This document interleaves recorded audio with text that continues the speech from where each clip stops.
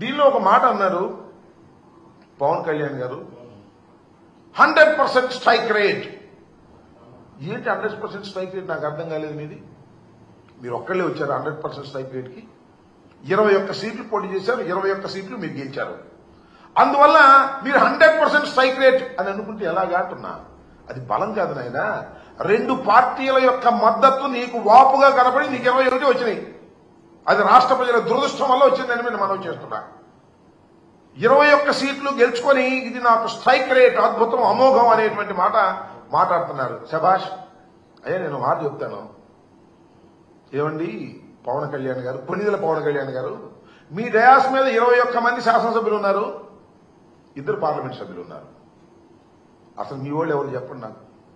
మీ పార్టీలో వచ్చిన వారు ఎవరు? చంద్రబాబు నాయుడు గారి దగ్గర టికెట్ లేకపోతే పంపిస్తే వాళ్ళకి టికెట్ ఇచ్చావు. మేము రిజెక్ట్ చేసిన బ్యాచ్ కొంతమంది టికెట్ ఇచ్చావు. నీ సొంత మనుషులు, నీ పార్టీ మనుషులు ఎవరున్నారు? ఎవరు లేరు. గాలి కొట్టుకొచ్చిన వాళ్ళని కొంతమందిని పెట్టుకున్నావు. నీ అదృష్టం బాగుంది, గాలి కొట్టింది, గెలిచావు. ఇది జరిగినటువంటి అంశం. 100% స్ట్రైక్ రేట్ అనేటువంటి మాట మాట్లాడుతున్నావు. అసలు నీకున్నటువంటి 22 శాసనసభ్యుల్లోనూ, 21 శాసనసభ్యుల్లోనూ, 2 పార్లమెంటు సభ్యుల్లోనూ 100% నీ వాళ్ళు కాదయ్యా, చంద్రబాబు నాయుడు గారి మనుషులు లేదా మేము రిజెక్ట్ చేసినటువంటి మనుషులు అనే విషయాన్ని దయచేసి గుర్తు పెట్టుకోమని ఈ సందర్భంగా నేను చెప్తున్నా. సరే, నీకు 100% స్ట్రైక్ రేట్ తో నువ్వు గెలిచావు. నువ్వు ఇచ్చిన హామీలు ఏంటి?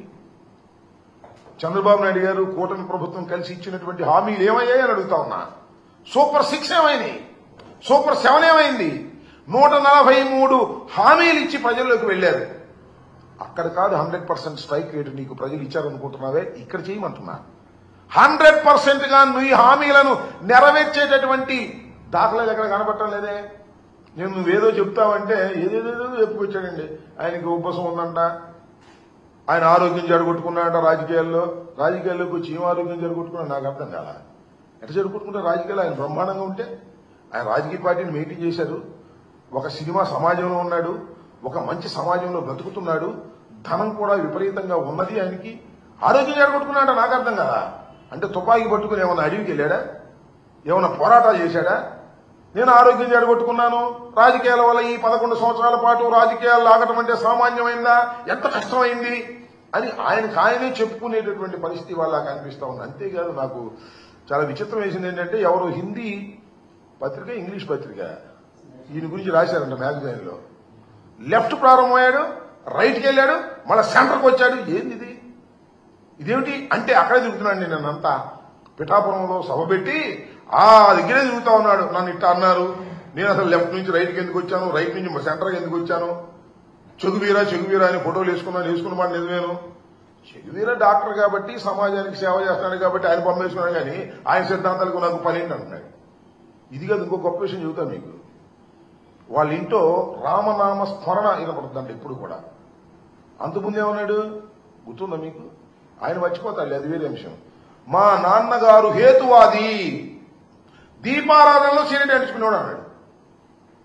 నేనేమి పాపం వారిని వాళ్ళ నాన్నగారిని కించపరచాలని కాదు సుమా, ఎందుకంటే ఆ నాన్నగారు చాలా గొప్పవాడు. 3 బ్రహ్మాండమైనటువంటి పేరు ప్రఖ్యాతులు సంపాదించుకున్నటువంటి కొడుకుల్ని కన్నటువంటి వ్యక్తి. కానీ దేనికో దానికి సెటిల్ అవ్వను స్వామి.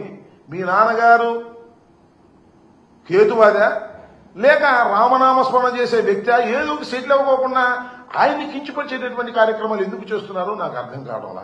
అక్కడక్కడే తిరిగేటటువంటి కార్యక్రమం చేస్తున్నారు. ఏమిటో ఇది చాలా దురదృష్టకరమైనటువంటి అంశం. చాలా మంది అనుకున్నారు ఉప ముఖ్యమంత్రి గారు కదా, ముఖ్యమంత్రి గారి తర్వాత ముఖ్యమంత్రి అందరు వాడు కష్టపడి సాధించుకున్నాడు, 21 సీట్లు గెలిపించుకున్నాడు.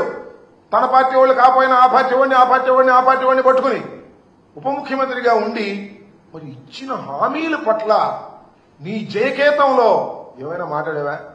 ఇదిగో మేము సూపర్ 6 ఇచ్చాం, ఇవన్నీ కూడా అమలు చేయబోతున్నాం, మేము ఇంతకు ముందు అనేకమైన హామీలు ఇచ్చాం, ఫలానా హామీని నెరవేర్చబోతున్నాం, మళ్ళా రాబోయే కాలంలో వైఎస్ఆర్ కాంగ్రెస్ పార్టీని ఎదుర్కొనే ధీటైన పార్టీగా మేము తయారవుతాం, జనసేనను పెంచుతాం.